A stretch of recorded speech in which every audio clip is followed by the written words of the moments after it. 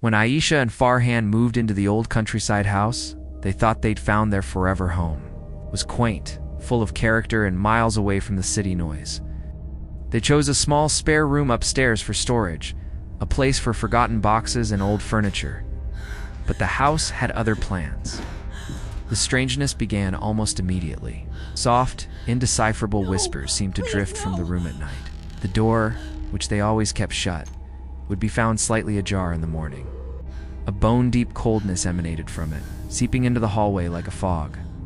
Farhan, ever the pragmatist, blamed it on drafts and the settling of old wood.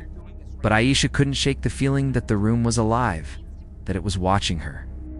One night, the whisper became clear. It was her name. Aisha, ...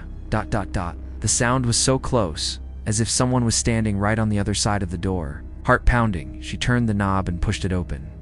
Instead of the usual chill, a wave of warmth washed over her, the kind of heat a body leaves behind. In the dim light, she saw a shadow detaching itself from the others, moving behind a stack of boxes. Farhan, she screamed. He came running, but when he flicked on the light, the room was just a room. The shadow was gone. The warmth had vanished. To him, everything was normal. A chance encounter with an old villager changed everything. He warned them about the house, specifically about that room. The last family who lived there had locked it and never opened it again. Their youngest son, he said, used to talk about voices calling to him from inside. Then one day, the boy simply vanished. His parents died not long after, under circumstances no one could ever explain. The police found deep scratch marks all over the inside of the room's walls, but no sign of the boy, and no logical explanation for his disappearance. Aisha became obsessed. She had to know what was in that room. Rummaging through an old dresser left behind, her fingers brushed against a loose floorboard. Beneath it was a small hidden compartment. Inside, she found a stack of old faded photographs. They were of the missing boy. In every picture, his eyes were vacant, staring into the distance. And in every single one, a tall, dark silhouette stood just behind him, a featureless shape lurking in the background. Aisha's blood ran cold. She flipped one of the photos over. Scrawled in a shaky, childlike hand were 4 words. "Don't let it out." But she already had. The whispers were no longer confined to the room. They followed her now, through the house, even into the garden. At night, she dreamed of the little boy, his face pale with terror, begging her to close the door and never ever open it again. One evening, she heard Farhan's voice drifting from the upstairs hallway. He was speaking softly, as if in conversation. She found him standing in the middle of the whispering room, his eyes wide and unfocused, murmuring to someone she couldn't see. She grabbed his arm and pulled him out. He blinked, confused, with no memory of how he got in there. Desperate, Aisha contacted a spiritual healer. The old man listened gravely and warned them that the room held a trapped entity, something ancient and parasitic that fed on attention. By acknowledging the whispers, by opening the door, they had given it strength.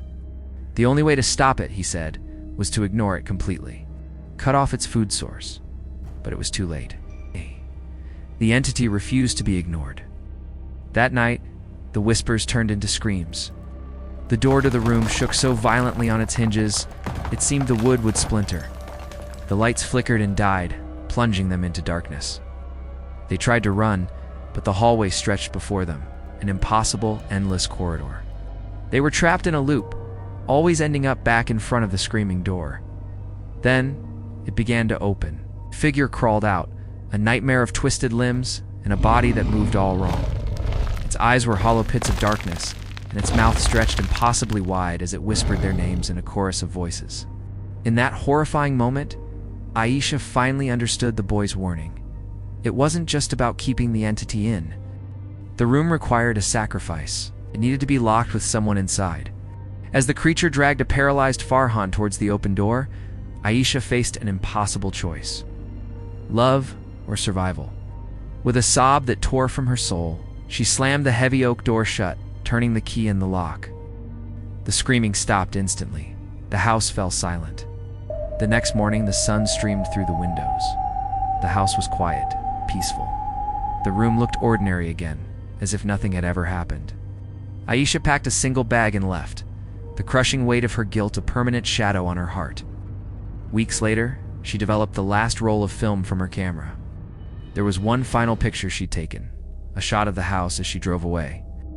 As the image cleared, her breath caught in her throat. There, in the upstairs window of the whispering room, was a face. It was Farhan. His mouth was open, his expression one of silent, eternal screaming.